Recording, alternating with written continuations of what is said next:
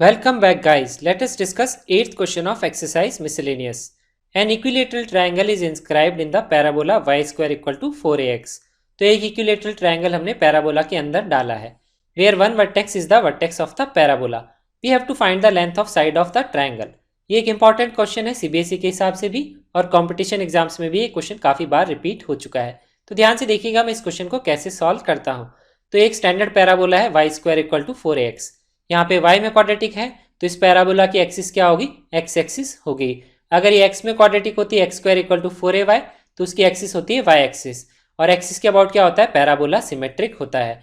और इसके क्या होता है, वर्टेक्स होता है ओरिजिन. तो हम ओरिजिन से स्टार्ट करेंगे और एक्स एक्सिस के अबाउट एक सिमेट्रिक पैराबोला यहाँ पे बना लेंगे. ठीक है. अब हमें क्वेश्चन में लिखा है कि एक इक्विलेटरल ट्रायंगल है पैराबोला के अंदर इंस्क्राइब्ड है. इसका मतलब है जो ट्रायंगल की जो तीनों कॉर्नर्स हैं वर्टेक्स वो पैराबोला को टच करते हैं अंदर से. इसका ये मतलब होता है इंस्क्राइब्ड का. अब एक वर्टेक्स हमें इक्विलेटरल ट्रायंगल का गिवन है, वर्टेक्स ऑफ द पैराबोला. इसका मतलब एक वर्टेक्स तो वर्टेक्स ऑफ पैराबोला है, बाकी जो दोनों वर्टेक्स हैं पैराबोला के ऊपर इस तरह से हैं ताकि एक ट्रायंगल बनाएंगे हम. और वो ट्रायंगल कैसा होगा, इक्विलेटरल ट्रायंगल है. अब क्वेश्चन में इक्विलेटरल ट्रायंगल गिवन है, इसका मतलब इसके तीनों एंगल्स कितने होंगे, 60 डिग्री के बराबर होंगे. ये भी 60 होगा, ये भी 60 होगा और ये भी 60 होगा. और तीनों साइड्स भी इक्वल यहाँ पे होंगी. ठीक है. तो इससे अब हम क्या कर सकते हैं, अब हमें पता है कि parabola symmetric about x axis होता है. इसका मतलब ये जितना पोर्शन ऊपर है उतना ही एंगल का पोर्शन नीचे होगा. तो इसका मतलब ये जो 60 डिग्री है ये ऊपर भी 30 डिग्री होगा और नीचे भी क्या होगा, 30 डिग्री के बराबर होगा. Because this is symmetric figure. ठीक है. अब हम यहाँ नोटिस कर सकते हैं ये 30 डिग्री है, ये 60 डिग्री है, तो यहाँ पे एंगल कितना होगा, 90 डिग्री के बराबर होगा.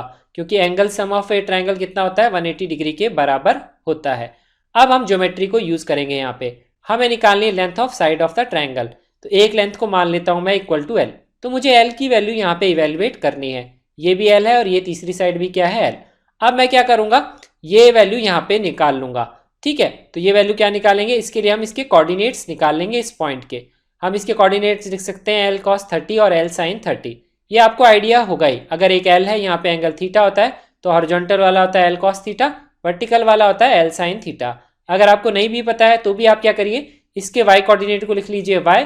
तो लिखिए y upon l equal to क्या होगा, perpendicular upon hypotenuse that is equal to sine 30. और सिमिलर तरीके से x अपॉन l हो जाएगा cos 30. उससे भी x और y की कोऑर्डिनेट्स यही आएंगे.